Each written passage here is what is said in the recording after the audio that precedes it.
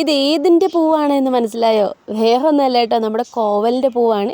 ഇന്ന് ചെടികളും പൂക്കളും അല്ല, ഇന്ന് കുറച്ച് പച്ചക്കറി നടയിലും കാര്യങ്ങളാണ് കേട്ടോ നമുക്ക് ഇന്നുള്ളത്. അപ്പം നമ്മൾ പച്ചക്കറി നടാൻ വേണ്ടിയിട്ട് ഉപയോഗിച്ച മണ്ണ് വീണ്ടും ഉപയോഗിക്കാൻ വേണ്ടിയിട്ട് നമ്മൾ ചെയ്തിട്ടുള്ളൊരു വീഡിയോ ഉണ്ടായിരുന്നു. അത് ഞാൻ ഇതിൻ്റെ കൂടെ താഴെ ടാഗ് ചെയ്ത് കൊടുത്തേക്കാട്ടോ. അപ്പോൾ അതും കൂടെ നിങ്ങൾ ഇത് കണ്ടിട്ടോ അത് കണ്ടിട്ടോ എങ്ങനെയായാലും അതും കൂടെ ഒന്ന് കാണണം കേട്ടോ.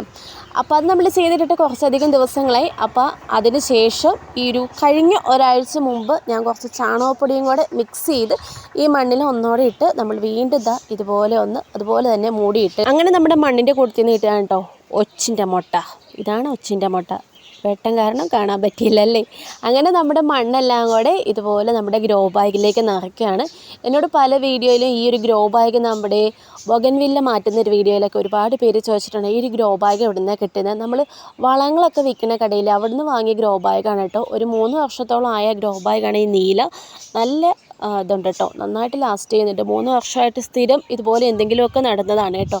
അപ്പോൾ ആവശ്യത്തിനുള്ള ഗ്രോ ബാഗ് നിറച്ചു. ബാക്കി മണ്ണ് ഈ ഒരു വെണ്ട കുറച്ചുണ്ട്, അതിനിടാൻ വേണ്ടിയാണ് കേട്ടോ. ഞാൻ നട്ട വെണ്ട എന്നേക്കാളും വലുതായിട്ടുണ്ട് കേട്ടോ.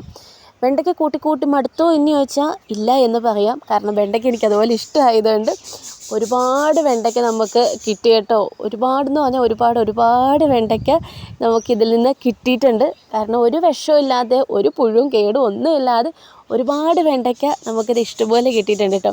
ഇതിൻ്റെ അകത്തൊരു തേനീച്ച ഇരിപ്പുണ്ട്. ഞാൻ സൂം ചെയ്തിട്ട് ഒന്നും കാണാൻ പറ്റുന്നില്ല കേട്ടോ. ആശാൻ അതിൻ്റെ അകത്ത് ഇരിപ്പുണ്ട്. അങ്ങനെ നമ്മുടെ വെണ്ട മാത്രമേ ഇപ്പോൾ ഉള്ളൂ. ബാക്കി കുറച്ച് തക്കാളി നടാനാണ് കേട്ടോ നമ്മൾ ഇത് ചെയ്തേക്കുന്നത്. തക്കാളിയുടെ വിത്ത് പാകുന്ന വീഡിയോയും നമ്മൾ ഓൾറെഡി ചെയ്തിട്ടുണ്ട്, ചാനലിൽ കിടപ്പുണ്ട്. അപ്പോൾ ആ തൈയെല്ലാം കൂടെ ഞാൻ പറിച്ച് മാറ്റി വെച്ചിട്ടുണ്ട് കേട്ടോ. ആ തൈ ഇതുപോലെ ട്രെയിൽ ഇതിൽ 2 തൈ വെച്ചിട്ട് നമുക്ക് നടാൻ പാകത്തിന് നട്ടിട്ടുണ്ടായിരുന്നു. തൈകൾ ഇത്രയായി. അപ്പോൾ ഇവരെയും കൂടെ ഇന്ന് നമ്മൾ മാറ്റി നടാൻ വേണ്ടി പോവുകയാണ് കേട്ടോ.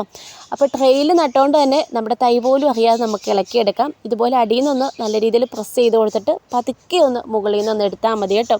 2 കൈ കൂട്ടി വേണം എടുക്കാൻ വേണ്ടിയിട്ട്. അങ്ങനെ നമ്മുടെ തൈ പോലും അറിയാതെ നമ്മുടെ തക്കാളിയുടെ തൈ ഇവിടെ എടുത്തിട്ടുണ്ട്. പിന്നെ നടാൻ വേണ്ടിയിട്ട് മമ്മിയുടെയിലേക്ക് കൊടുക്കാം കേട്ടോ. അപ്പോൾ നമ്മുടെ തക്കാളിയുടെ തൈയും കൂടെ നട്ടിട്ടുണ്ട്. നമ്മൾ മണ്ണ് ഓൾറെഡി നനച്ചിട്ടുണ്ട് കേട്ടോ. നനച്ചിട്ടാണ് നട്ടേക്കുന്നത്. അപ്പോൾ ഇത്രയേ ഉള്ളൂ നമ്മുടെ പച്ചക്കറി നടയിലും വിശേഷങ്ങൾ. അപ്പോൾ വിത്ത് പാകിയതും മണ്ണ് ഒരുക്കിയതും ഒക്കെ നമ്മുടെ ചാനലിൽ വീഡിയോ കിടപ്പുണ്ട് കേട്ടോ. പിന്നെ പുതിയതായിട്ട് ഞാനൊരു ഫ്രോക്ക് നൈറ്റ് തയ്ച്ചിട്ടോ. അപ്പോൾ അതിൻ്റെ ഒരു ഷോയാണ് നിങ്ങളിത് ഇപ്പോൾ കാണുന്നത്.